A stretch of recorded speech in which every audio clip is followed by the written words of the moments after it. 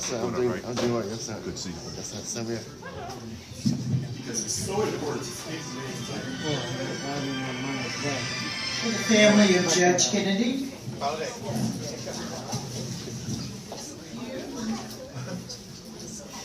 So, Mr. Cole.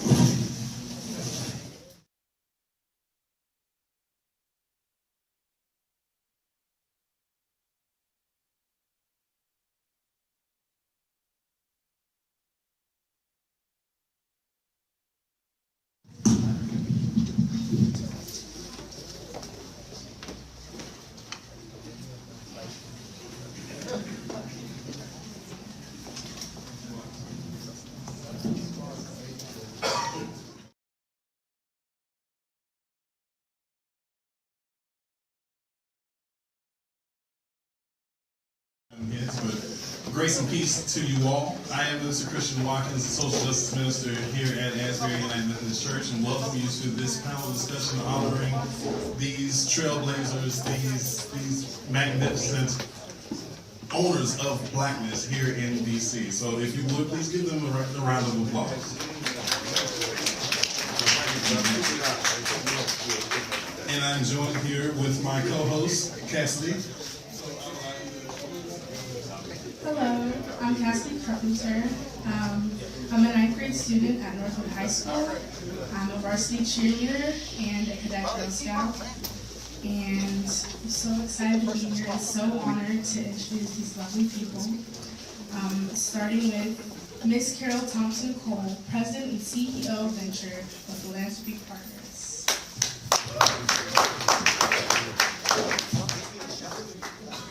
Henry H. Kennedy, the United States District Judge.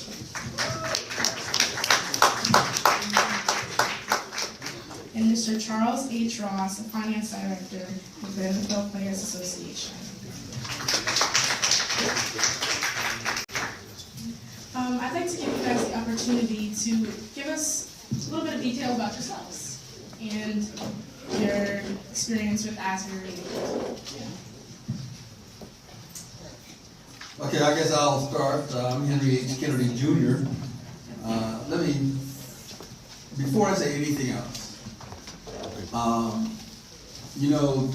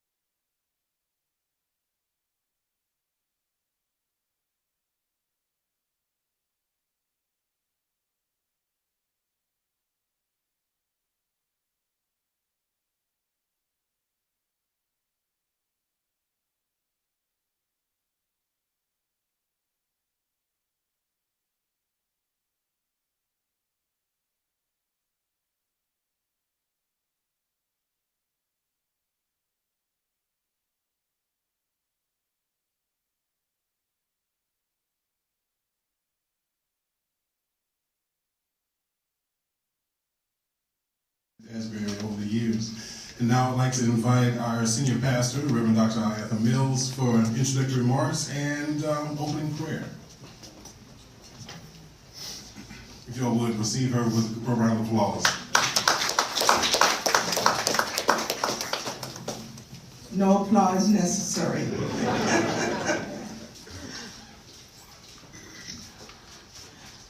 We are so grateful.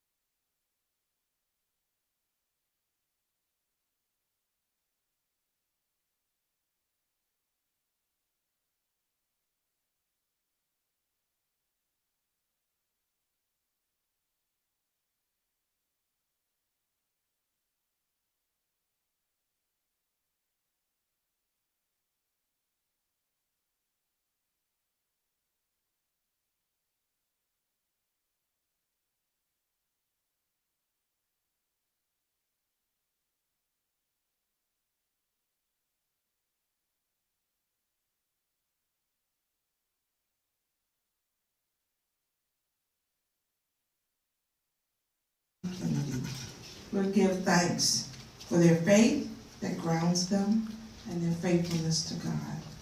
And may all of us gathered here be so inspired to work faithfully for justice and dignity for all people. As we celebrate this day, let it be done to the glory of God. Amen. Thank you so much, Dr. Mills. And for those who are viewing online, please utilize the chat function to list your questions if you may have them or comments, and they will be read later on in our discussion as we move through the questions that we have here today into the question and answer period that we'll have later. All right? So as children of God, with the confidence that's born into us through merciless training here in the church, tell us about some of your childhood experiences, or maybe about a pivotal point in your childhood that shaped who you are today. Well, first of all, I've had several pivotal points. One was a very unfortunate one. I was 6 years old. My family lived in the outskirts of Columbia, South Carolina. And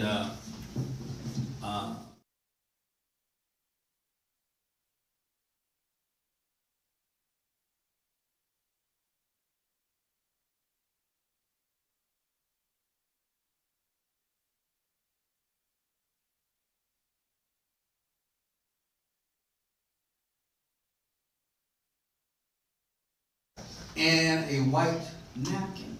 It had to be a white napkin. So I went there, and with the intention of buying this dill pickle, and I went in, and I paid. I gave the woman, who was a white woman,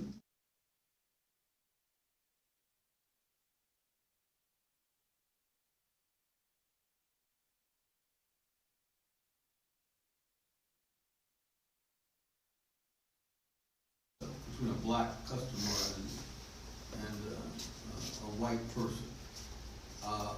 she was supposed to put the change on the countertop. And then the customer would take it. So there would be no touching. Again, I was 6 years old. So I didn't know this. So I put my hand up, touched, take the change. I touched it. A very large white man saw it. He was one of the owners. And he said, "Nigga, get out I'm 6 years old. Get out my store. Get out my store." And ran me out the store. I went home and told my mother about it. My father was not home at the time. My father was a postal clerk. He actually drove a truck. But he wasn't there. But I told my mother. So the next day, when my father came home, she told me what happened. My father, and I think probably some of you knew my father. Yes. My father marched into the bedroom. He came out with a pistol. He came out with a pistol. He spun the cylinder, stuffed the bullets in the pistol, and started for the door. He was going to go down and confront me. My mother grabbed my father by the knees and said, "Ken, no, no, no," and prepared him for going down. Within 5 months, we had moved out of South Carolina and came to Washington. That kind of experience does something. And I really can't quantify it or even narrate how that is. It just does. One thing that it did was to show the courage of my father. To show the courage of my father. And I've always respected him, loved him for it. And he always said it to me and demonstrated to me. He says, "I don't want it ever to be the case where anybody can disrespect you without being held to account." And I took that those were words that I lived by. So when I went to Princeton University, and I was an affirmative action baby, I went to public schools. Most of the guys there went to Groton and Phillips Exeter and what have you. Ain't no way I was going to let them defeat me. And I didn't. And I graduated from Princeton University and became a trustee of Princeton University. And so that was one of the pivotal things. Thank you for that, and that's a lesson that all of us should learn from. The resilience and the demand for respect as people. But out of all my biblical explorations, I've never seen a blind woman. So thanks be to God, to your mother for being that woman that held the family together and kept y'all out of harm's way. Amen. Ms. Carroll. So I was raised by a village. Asbury, our neighborhood, my family, our extended family. And so life was really good. I knew I would go to college. I applied to 7 schools and I got in all 7. I got into Smith College and everybody says, "You got to go to Smith College." I didn't want to go to Smith College. I didn't want to go to an all-girls school. I didn't want to go to Massachusetts. I wanted to go to Oberlin because over the years I had gained quite a social activism as a young person, and that was the first school to accept African Americans and women. And so family pressure, people at the church, I went to Smith College. I got to Smith College, and it was a very difficult experience for me. The first thing was, in your first week, you meet your dean. And during the course of my conversation with the dean asked me, was I happy with myself? And I was like, yeah, I'm here, I'm fine. And she said, are you really happy with yourself? And I said, I am. And she kept saying, well, if you aren't, you don't have to, we can do something about it. So finally, I said to her, "Are you asking me if I want to pass for white?" She said, "I didn't say that." I said, "But I think that's what you're asking me. And I want to tell you, my family doesn't do that. We are very proud of who we are." So I left and found the first payphone and called my father. And I said, "I told you I didn't want to go to this school, and this is what happened." And he said, "You go back to the dean's office and have her call me." And so that's what I did. And he proceeded to tell her, "My daughter doesn't have those kind of problems. We didn't send her to Smith College for those kind of problems. And, she's going to be who she's going to be." So that was my first experience. The second experience is I had my first exam, and I got the blue book and a list of questions. And I looked at the questions, and I looked at the book, and I'm like, oh, my God, I don't know what I'm supposed to do with this. So I read them, I thought about it, and I wrote a letter to the professor and said, "I've been to all the classes, I've read everything, but I really don't know what I'm supposed to tell you." And I wrote about what I thought I was supposed to tell her. I walked back to my dorm, and I cried all the way to the dorm. And I said, "Lord, I didn't want to come here. I wasn't ready for this. Why am I here?" So my mother and father got on the phone, and they said to me, they would not have accepted you, Carol, if you didn't belong there. And so you go to the professor, you talk to the professor, and you figure it out. So I went to the professor. I told her who I was. She said, "I remember that blue book." She said, "Let me first tell you, you are very smart, but you were taught by rote. I'm going to now teach you how to think and become a critical thinker."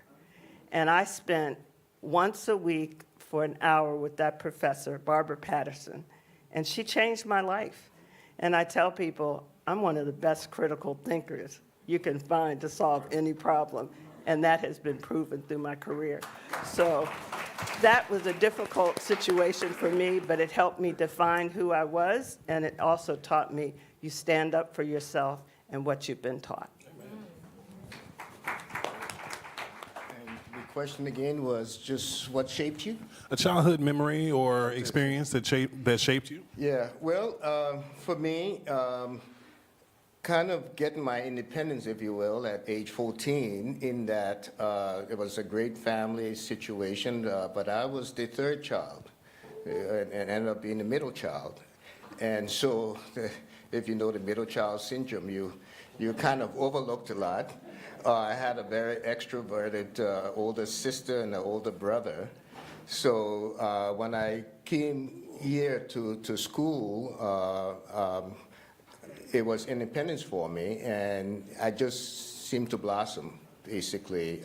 And so that act, and my mother was really behind it, because she could see that I could do better away from the clan, so to speak. So that's what has played a vital role in my development, and I have remained quite independent since that time.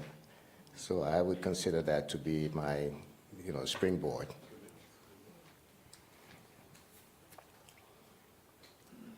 Okay, so we've got to, this on? Hello?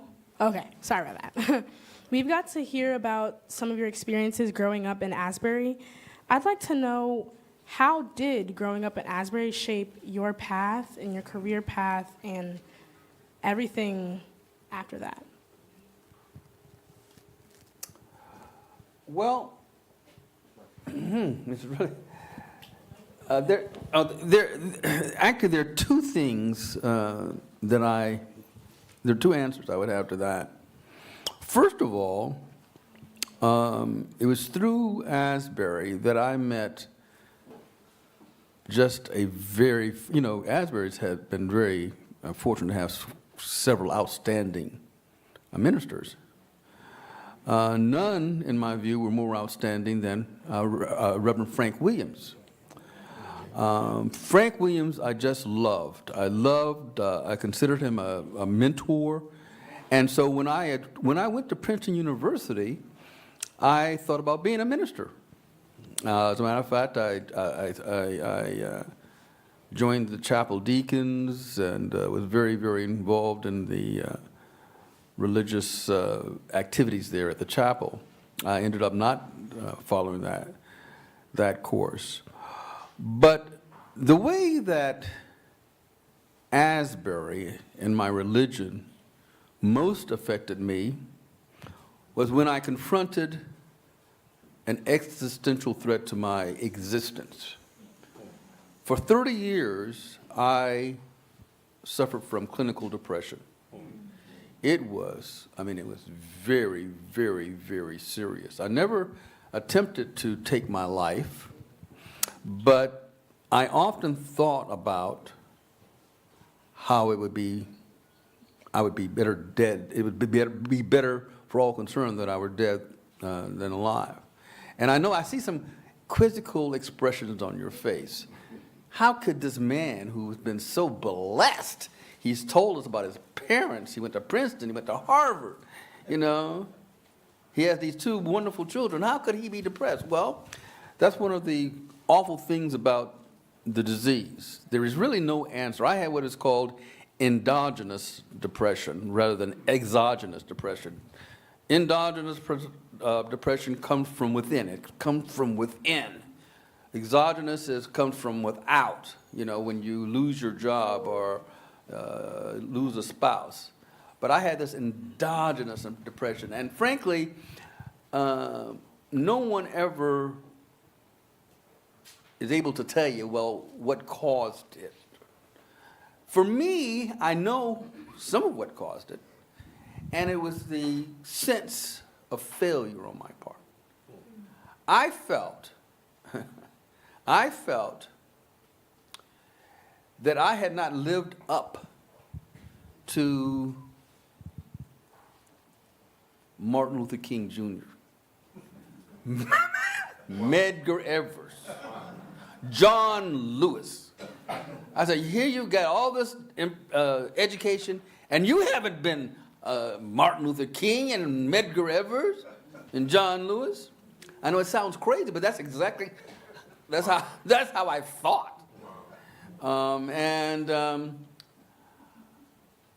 So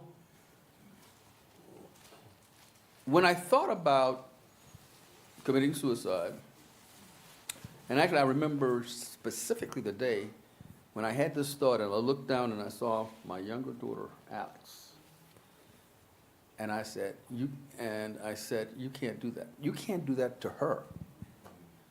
And not only that, God tells you when it's your time, not you. That's just not within your province. And so my religious teaching that I learned here very much saved my life.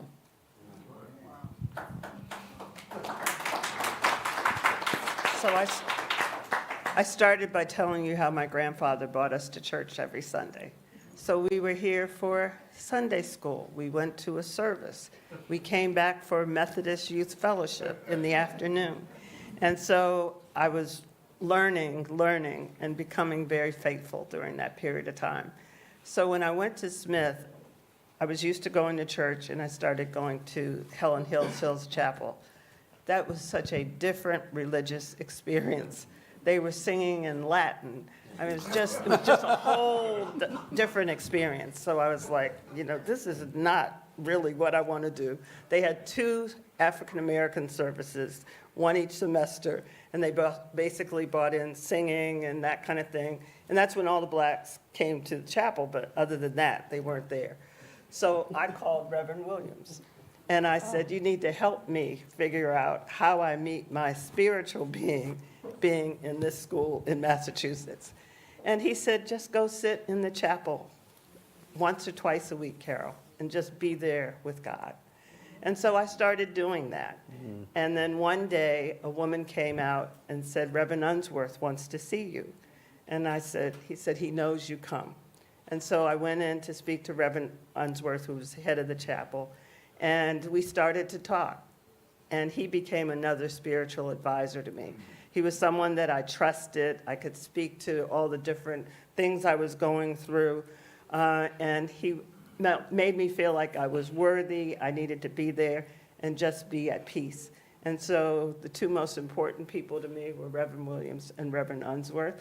And I also went on the Smith Board of Trustees, and Reverend Unsworth had left Smith and gone to Mount Hermon, and he came back and we reunited on the Board of Trustees. So faith has been exemplary, and I have to say, I met so many people here at Asbury that were doing amazing things, and they were role models, and they helped me understand no matter what we dealt with outside in the real world, we could accomplish and do the things that we wanted to do. You just had to have faith and follow that faith.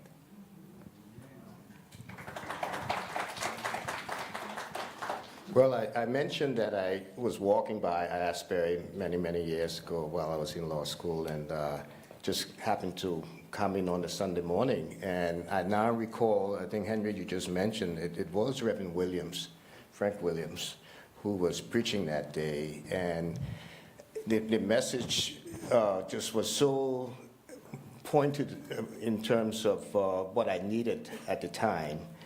And from that day, I started making Asbury my church home. I had been active in the church with Sunday school, many of the things Carol described. Morning service, afternoon Sunday school, and on, and youth activities. But that was a time that it was a sort of my decision. And Reverend Williams was a very important part, and he actually married us off in '83. So I would say his influence on me, and we were in touch for all along up until he left the church. So that was one pivotal moment. Another is after working a few years, I started back to the church, and Reverend Matthews, I must acknowledge him. He, out of the blue, he called, would you like to chair the finance committee? I'm like, I have to think about it. I wasn't even on the finance committee, and then coming to chair it, I said that was a major step. But anyways, he talked me into it, and I tell you, it was an important experience for me because even though someone mentioned about numbers, and I enjoy that, I was very much invested in the tax world, having the legal and the CPA experience. But from being finance chair here, it opened my eyes on, said, hey, this is something I kind of enjoy. And so that ended up being sort of the next chapter in my career. And I attributed to Reverend Eugene Matthews. So at every point, Asbury has been important to me. We give thanks to God. Go ahead. We give thanks to God for the experiences, for the lived experiences that we have in the church that form us into the persons that we become today. Now, as far as your professional careers are concerned and the influence of faith in it, how might what experiences have you had that were racist or prejudiced or a roadblock that was put in your way, and how did you navigate that to overcome it, to become as successful as you are? We're getting deep. I'm going to tell you, the truth be told, I did not encounter that many racial discriminatory experiences. After that first one, with the guy chasing me down, after that, I really didn't.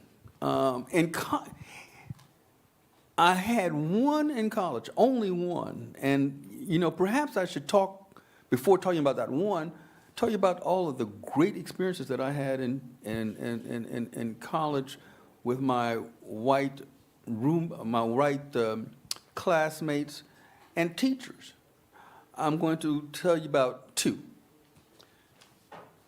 and only two, because I take up my time. One was Professor Stanley Corngold.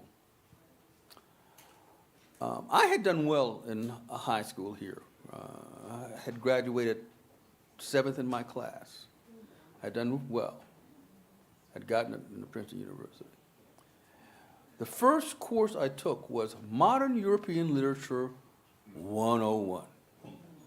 And I remember it to this, and the first semester, my first project was to trace the leitmotifs through 3 novels, one by Kafka, one by Thomas Mann, and the other by some other author. And first of all, I had to find out what was a leitmotif. It sounded like a rock and roll band, a leitmotif. But I did my best. And in those years, Princeton had a brutal grading scale. They had 21 grades. 1 plus, 1 minus. 2 plus, 2 minus. 3 plus, 3 minus. All the way to 7. Well, on that paper, I got a 4, which was that was barely passing. That was like a D. And when I got the grade, I was crushed. And I went to Dr. Corngold, who was a leader of a precepts at Princeton. They had lectures and then they had smaller classes. And he was head of the small class called a precept. And I said, I just don't understand this. I did my best, blah, blah, blah, blah, blah. And here's when a white man gave you some true love. He looked me dead in the face. He said, Mr. Kennedy, you just don't know how to write. I mean, he did not sugarcoat it. And then he did something that he said, but if you're willing to put in the work, I will teach you. And so for 6 months after that, once a week for an hour, I had basically private lessons by Dr. Stanley Corngold, a white man. And to this day, and I don't want to brag about it, but I was known for my writing on the bench. I mean, when I wrote an opinion, it was correct and clear,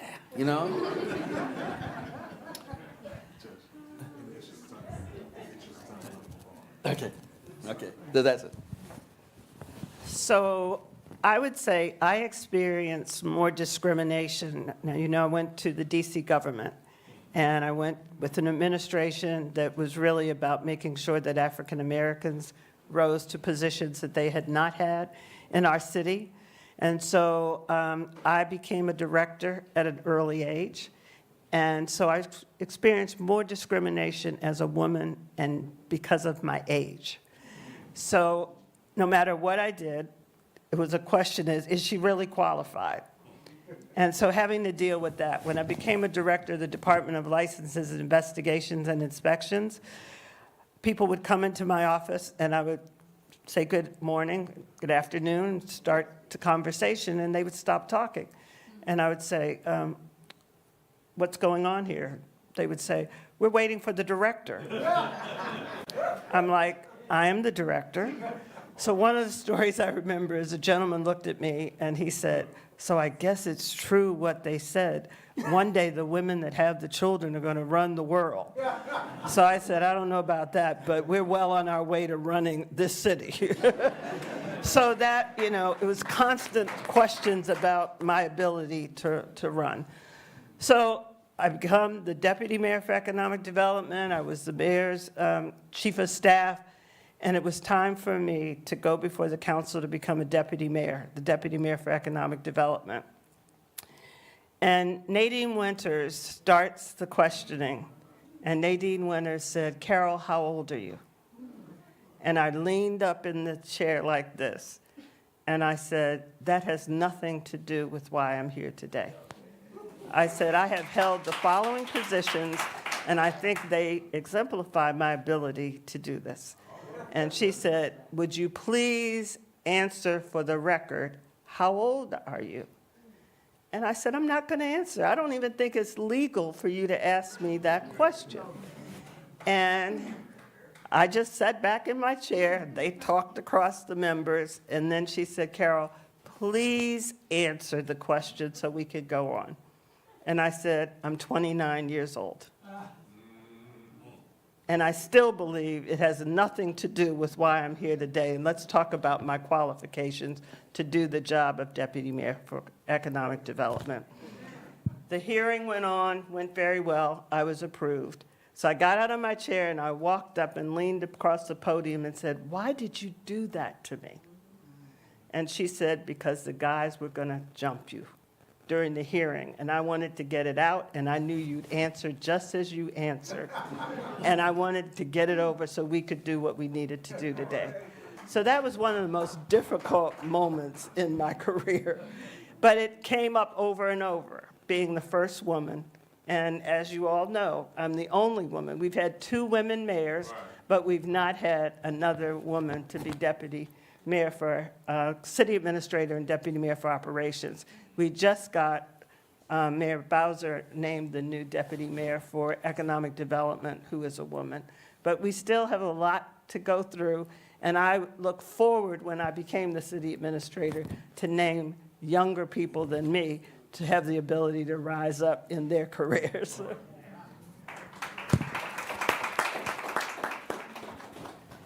Well, I guess I'm like Henry. I don't have a real event of discrimination that I can describe. I've been fortunate.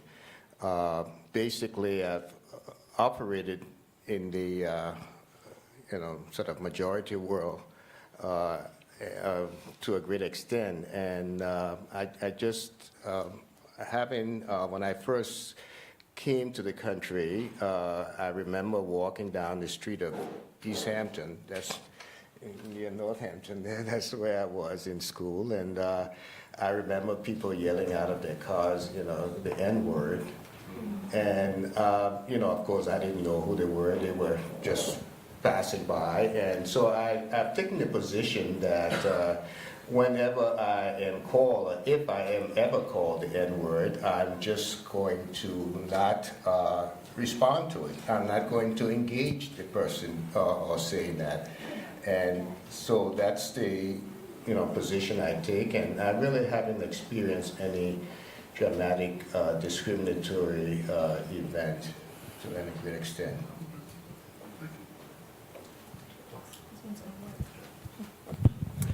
I acknowledge all of that. To bounce off of that, we wanted to open up some questions to everyone watching, including on Zoom. So if anybody has any questions, please ask. Do we have any questions here in the room that you would like to ask the panelists, or those who are online, those who are viewing it on YouTube? Please put your questions in the chat, and we will have our faithful trustees over here manage those questions for us. Good afternoon. Please share your name and. Good afternoon. I'm Kelvin Childs. My question goes to, I guess, Judge Kennedy, but it could go to anyone. When you moved from South Carolina to Washington, I don't know what time frame that was, but was it a better environment in Washington than it was in South Carolina? Oh, yeah.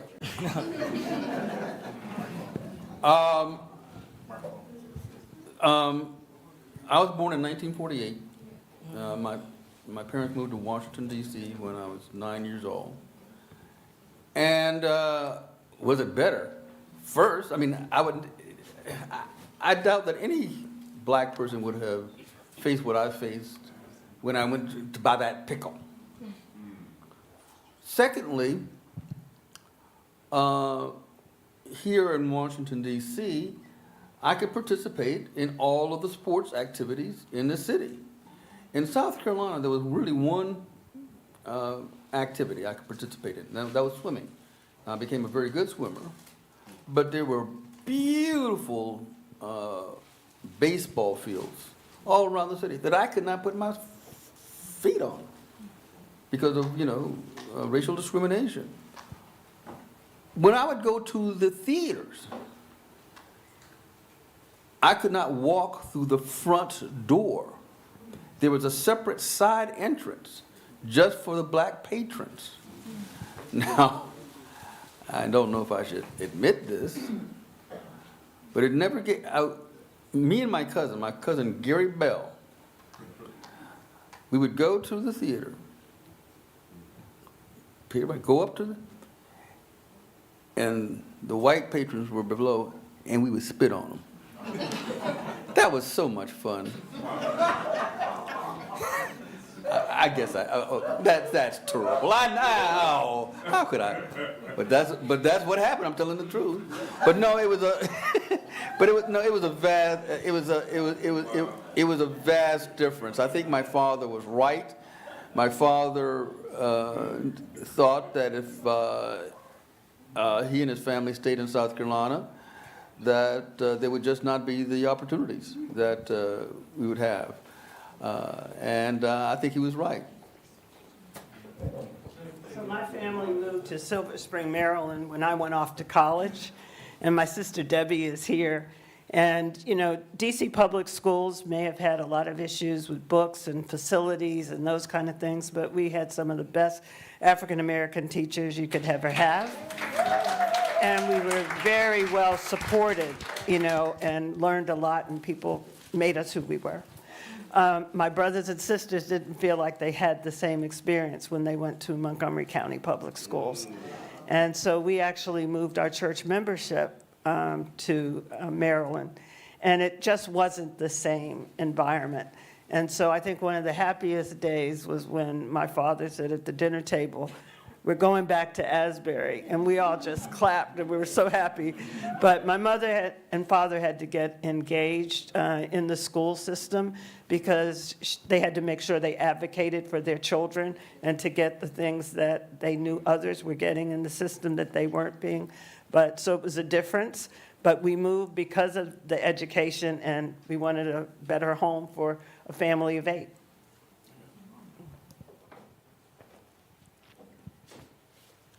Thank you very much. Michael Pay, proud friend and classmate of Henry Kennedy. I have 2 questions. The first is, can you comment on how you became, and the circumstances under which you became a U.S. magistrate before you became a U.S. District Court judge? The word on the street was that you had made a really positive impression on one of those great Harvard Law School professors, constitutional law professors, who I believe was involved in the Watergate issue. Archibald Cox, that's right. And and I think you were the youngest, at that time you became the youngest magistrate to hold that position in the District of Columbia. And the question to Mr. Ross is, in terms of your retirement from the Players Association, NFL play, can you comment on the current, what you now think that now you're out of football, about the concussion issue and what that has to say about the future of the NFL going forward? Thank you. Good question. Okay. Well, the concussion issue has been around for years and years, as you know. There are efforts to change the rules. I mean, there's a concussion protocol in place. Beyond that, there are, the issue of the playing surface, which is very current now. And then there's also the issue of the equipment. The game, the game is what it is. It will be brutal, unless they go to flag football. There will be collision among guys, and we can just tinker with the rules to make sure that avoid where someone's actually intentionally trying to injure another player by, head-to-head contact. But it's going to be tweaked and tweaked and tweaked, and to get that right balance. Because I think the violence is part of football. The violence is why people really watch the game. And so you can't curb that completely. But the industry is sensitive to the issue of concussion and other areas. I mean, knees are getting hit all the time and on and on. So, I think there will be improvements every year. One thing I do like about the NFL is that they really, and maybe because they have the resources, they really respond to changes as they occur. On the question, and that brings me to mind with the question on, what is the black church going to do about the declining membership? And, I'm not in the elder in the church, so I don't know all the details. But, I mean, it's really what I was thinking about when I saw that question asked. I was thinking about really listening to the analytics, the data, doing the surveys, and just responding to it. I think that openness to respond to things, and that's the openness I see with the NFL. They are willing to tweak things as they go along. We don't have they don't have all the answers, but they're willing to bend the rules. Every year there's a new set of rules, and they send around a team of people to demonstrate to the players what's acceptable and what's not acceptable. So I think all of these things have helped the game, in the game really becoming more and more popular. There was some slump some years ago, but now it's at its all-time high, and that's because of constantly changing, constantly tweaking, and that may be a good model for the church. Not so much we have the answers, but asking the right questions may get you answers on how to proceed, and then being willing to take those steps. That data, what the data is showing. So that's my 2 cents. Michael, you mentioned part of my legal career. I was the youngest judicial officer, I was a U.S. magistrate, ever appointed in the country, ever. I was 28 years old when I was appointed U.S. magistrate. And frankly, that experience of being a 28-year-old selected by the United States District Judges of the District of Columbia to be United States magistrate was a kind of defining moment. It presented a challenge to me. And if you've heard anything from me, my parents, failure is not an option. Failure is not an option. So I was a 28 years old. I mean, you just think about that. Most people graduate from law school when they're 23. I was 28 years old, the youngest ever in the country. And of course, and I was black. So what did this say to me? What it said to me was, you have to, and everybody's here been told, you have to be better. And so when I took the bench, I was better. I must say, I don't know how I existed because I didn't get much sleep. Because when I would have a case before me, I would study the briefs in a way that no other judicial officer would. I read the cases, I read the briefs, and I took pride, frankly. When lawyers came before me and they would say something, counsel, stop right there.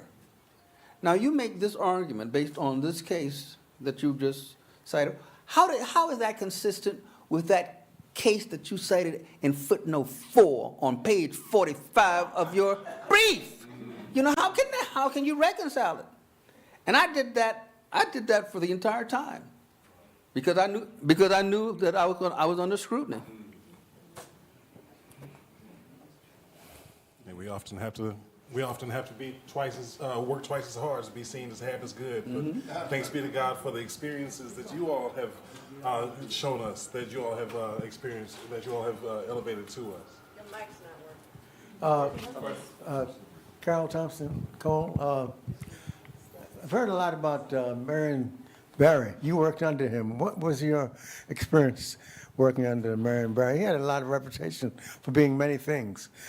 What was your impression about his leadership as mayor? Of course, he appointed you. But anyway, I'd like to hear your appreciation of his role as mayor for you. So Marion Barry was many things.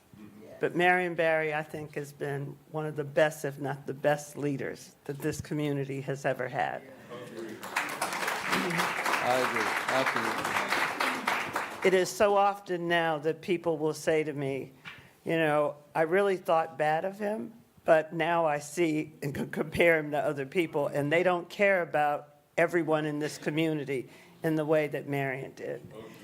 And I always think about when I had the opportunity to speak at his funeral, I was able to really talk about the opportunities that he provided for young professionals, the opportunity that he provided for churches. We created the Office of Religious Affairs and really gave a lot of money to churches for programs for human services needs, for aging, Asbury dwellings as a result of going to the mayor, of our Reverend Williams going to the mayor to talk about how do we get a site to have Asbury dwellings.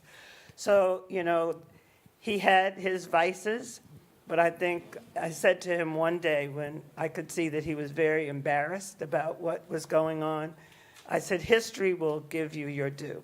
And I think that has happened. Good Hope Road is now Marion Barry Avenue. He has a statue in front of the City Hall. But you look at the U Street corridor, economic development, human services. There was no one better when Marion was at his best. And all of us have benefited. The number of young people or adults today that tell me they got their first job from the Mayor Barry Summer Leadership Program. You know, it's just, he left a tremendous legacy on this community. And it was because he cared about everyone here, and he particularly wanted to make sure that people of color had opportunities that they had never had. One of the things that was a real surprise to me when I became a director, in his second term, Marion every Friday would have directors bring their best employees up to his office. The number of older black people who had told me they had never been in the mayor's office. So he was someone that people could identify, and they could see how their lives were better as a result of, you know, what he did for our city. And I tell people I cannot talk about my career without thanking Marion Barry. He took a chance on me when people were like, she's young, she doesn't know anything, she hasn't had the experience. But what he said to me one day, Carol, you're going to give it all you have. And I laughed, and he used to tell this story all the time. He said, if I had to go into a jungle, you'd be the first one I'd recruit. Because even if you didn't know what we were doing, you're going to scrap and figure it out and get us through there okay. And so that was the kind of leader he was. And, you know, this city is so much better off as a result of it.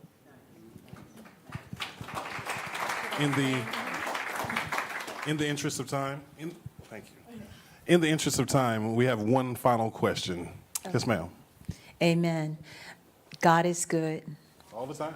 I'm a visitor. This is my first time here, and the Lord is good. I came on the right Sunday.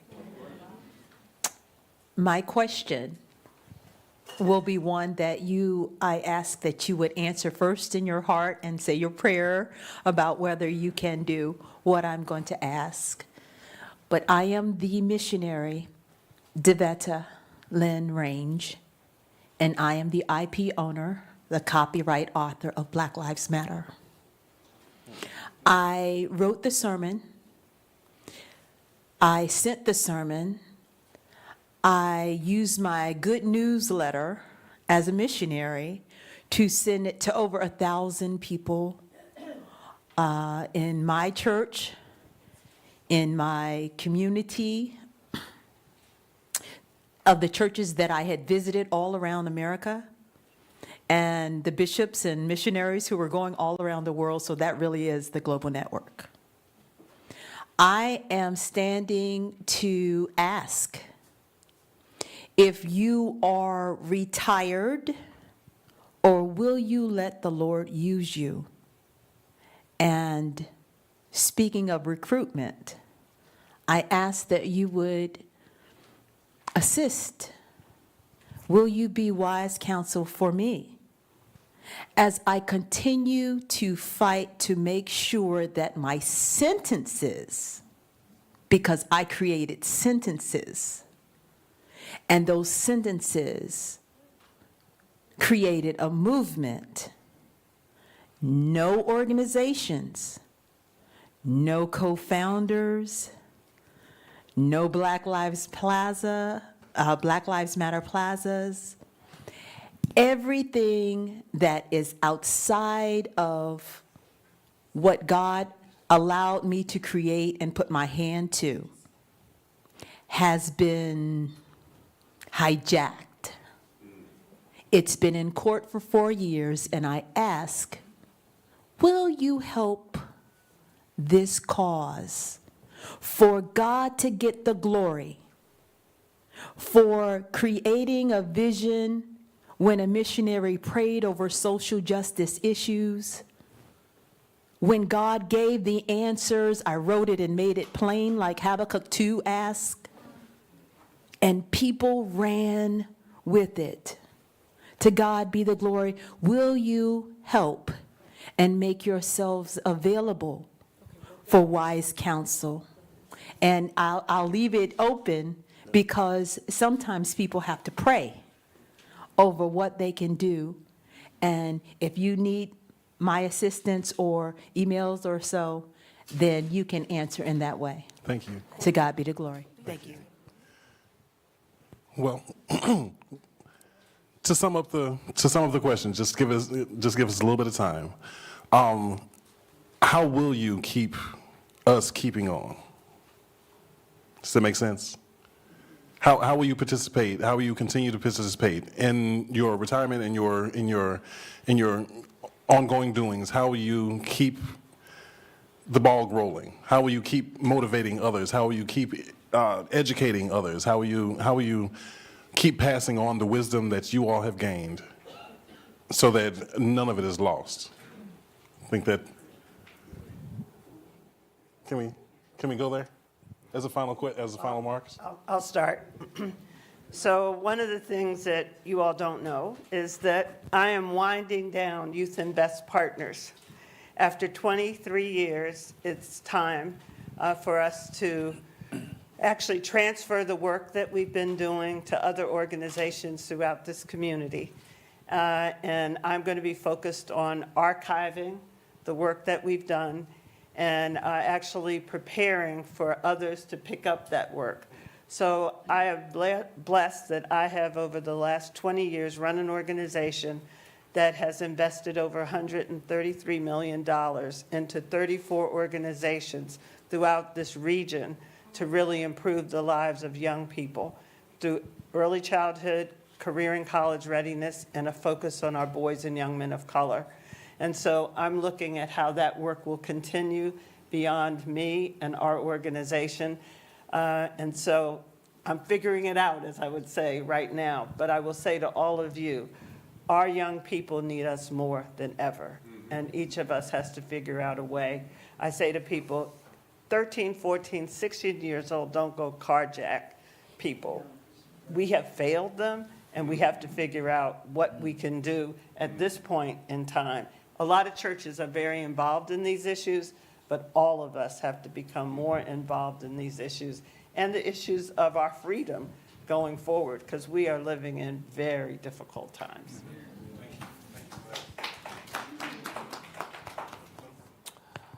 Well, I would say what I do is that, you know, I'm retired now, but I don't let an opportunity go by to exhibit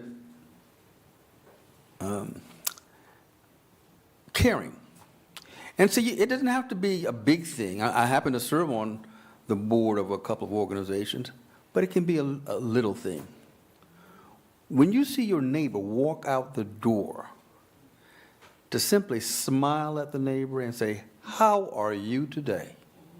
You don't know what that means to a neighbor.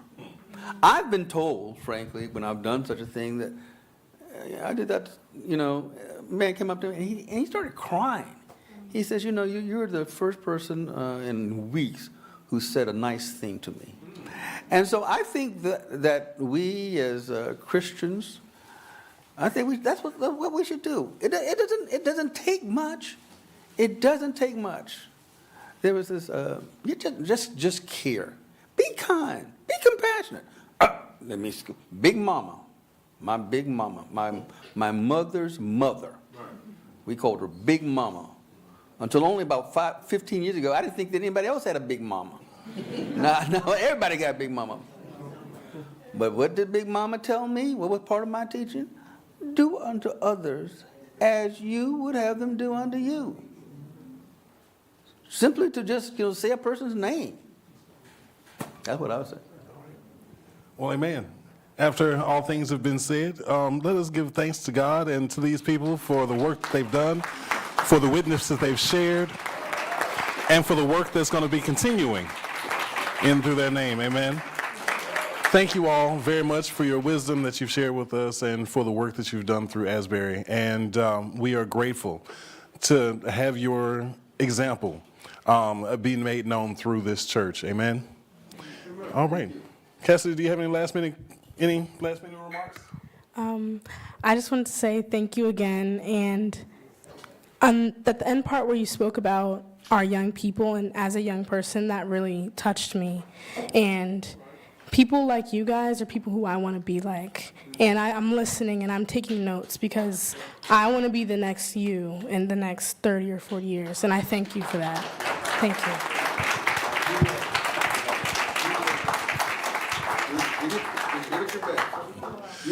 Well, having all things being said, I hope that you all leave from this place. Dr. Mills, do you have any final comments? None? Okay, no final comments. So, glory be to God. May you all have a blessed week. And, get in some good trouble.